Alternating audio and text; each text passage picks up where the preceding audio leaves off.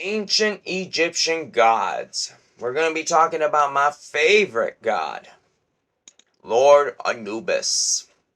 Now, a lot of people get him confused that he was the god of the dead and god of the underworld. He was and was not. In a way, he was, because he was god of the funeral practices and embalming and cemeteries, and he took care of the dead. And in some stories, he was basically your guide to the underworld.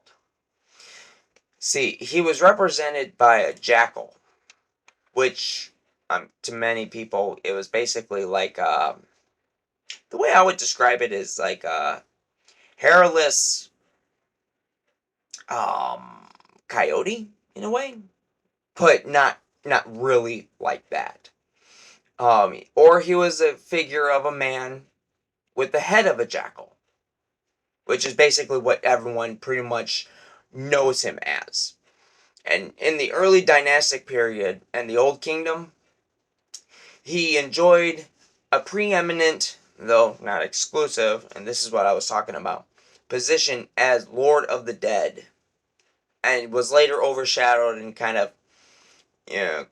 kicked out of there by old god Osiris, which, in my opinion, Osiris was a better choice as god of the dead, because he was also Osiris was kind of god of the afterlife, and so with him being the king, pharaoh, whatever you want to call him, he made it where when you die, you don't have to bring possessions and gold and jewelry in order to get into the afterlife. Osiris pretty much made it where you were, as long as you were good in this life,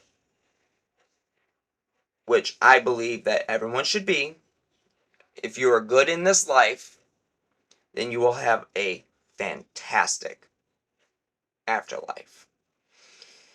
But Anubis here, he was really at first the god of the dead, but he kind of got trumped over by Osiris and was like kicked out, and Osiris was like, "Hey, get the hell out of here." And Osiris, or not Osiris, but Anubis was like, "Well, okay, you're the pharaoh, might as well listen to you." But Anubis was more, he became more of the god of funeral practices and care of the dead. He was represented by a jackal, or the figure of a man with the head of a jackal, which everyone knows him to be. Pretty much he would take the head of the jackal and make a whole animal. That's what he would look like, other than the half man, half animal. In the early dynastic period and Old Kingdom, he enjoyed, as I said, a preeminent, though not exclusive, position as Lord of the Dead. But, like I said, he was kind of booped out of there by Osiris. Osiris was like, "No, screw you. I want some attention like that."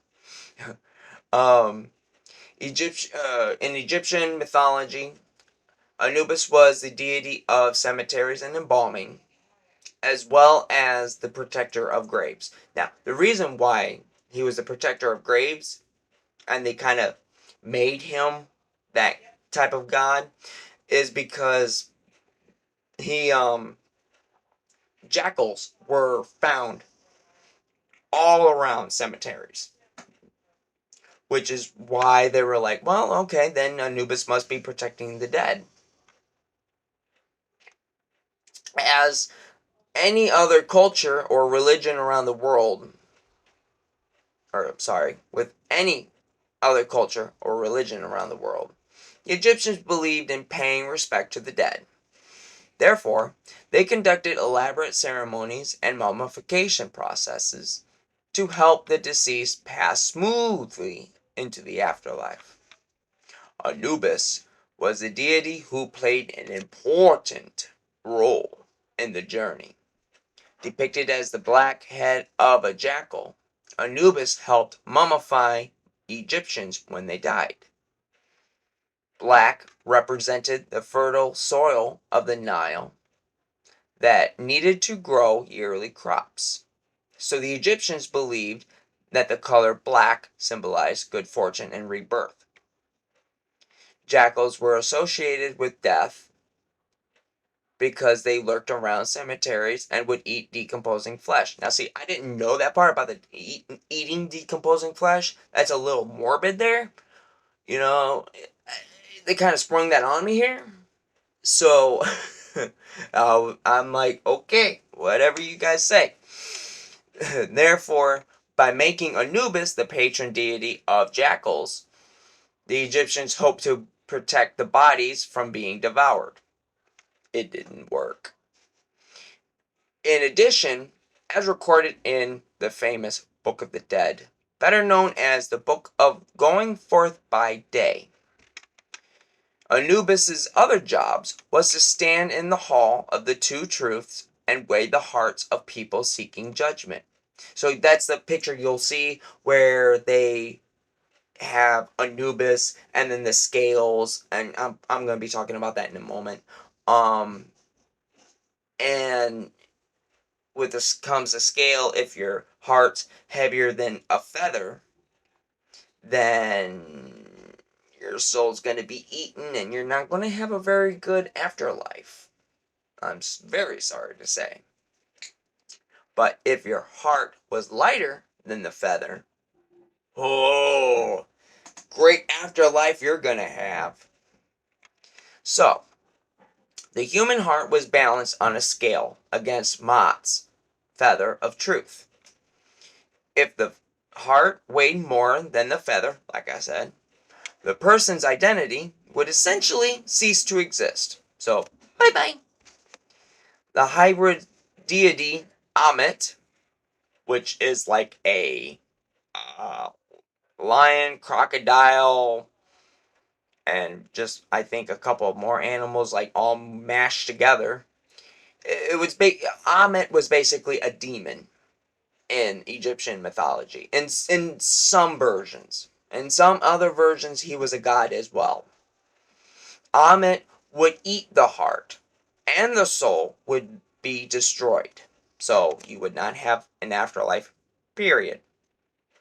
But if the heart weighed the same as the feather, the deceased would pass through the underworld, the Duat, and into the afterlife.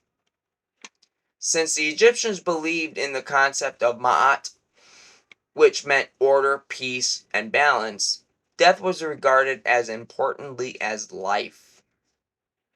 So that's why in, say, The Mummy, in the movie Mummy, Imhotep, who was a real person, says, death is only the beginning. And I have taken that saying to heart, really, and applied it to my life because it's true.